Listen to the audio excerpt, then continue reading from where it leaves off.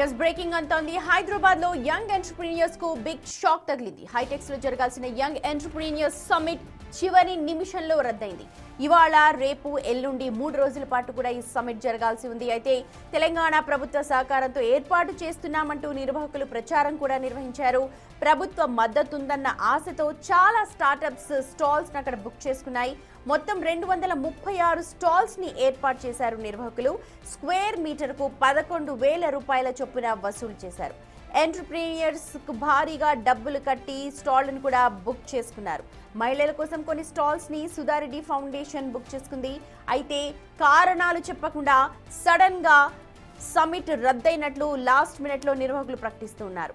Joy Foundation founder Singireddy Varaprasad Reddy ఈ summit ను ఏర్పాటు చేశారు.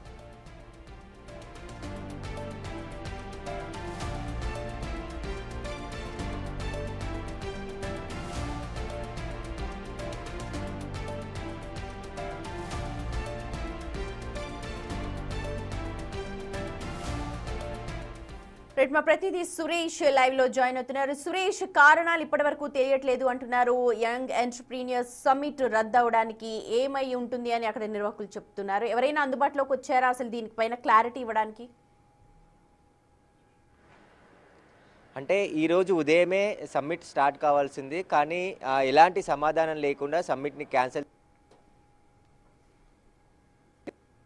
స్టాల్స్ బుక్ చేసుకున్నారు. చాలామంది అందులో అడ్వర్టైజ్మెంట్ వస్తుంది, ప్రచారం జరుగుతుందని చెప్పేసి కూడా ఒక్కొక్క స్టాల్ ఒక స్క్వేర్ మీటర్కి 11,000 రూపాయల లాగా అందులో ఉన్నటువంటి అనేక స్టాల్స్ని బుక్ చేసుకొని కోట్ల రూపాయలు వసూలు చేసిన తర్వాత ఇప్పుడు సడన్గా అంటే ఈరోజు రేపు ఎల్లుండి 3 రోజుల పాటు ఈ యంగ్ ఎంటర్టైన్మెంట్ సమ్మిట్ అని జరుగుతుందని చెప్పేసి కూడా మంత్రి శ్రీధర్ బాబుతో ఓచర్ లాంచ్ చేయడంతో ప్రజలంతా కూడా ఎవరైతే స్టార్టప్ స్టార్ట్ చేయాలనుకుంటారో వారందరూ కూడా అక్కడ ఉన్నటువంటి స్టాల్స్ అన్నీ కూడా డబ్బులు కట్టి బుక్ చేసుకున్న తర్వాత ఇప్పుడు సడన్గా ఈరోజు సమ్మిట్ లేదు, క్యాన్సిల్ అయింది అని చెప్పేసి చెప్పడం ఏంటి అని చెప్పేసి కూడా అక్కడికి వచ్చిన స్టాల్స్ నిర్వాహకులు కూడా వాపోతున్న పరిస్థితి కనబడుతుంది.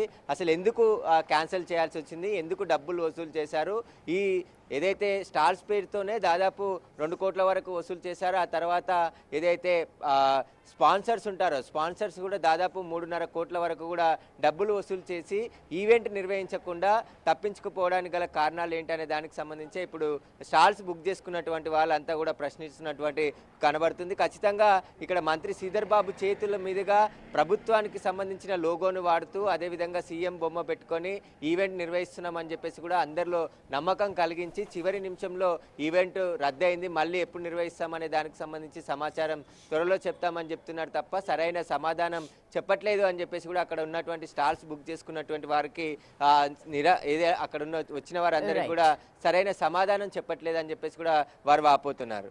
రైట్ సురేష్.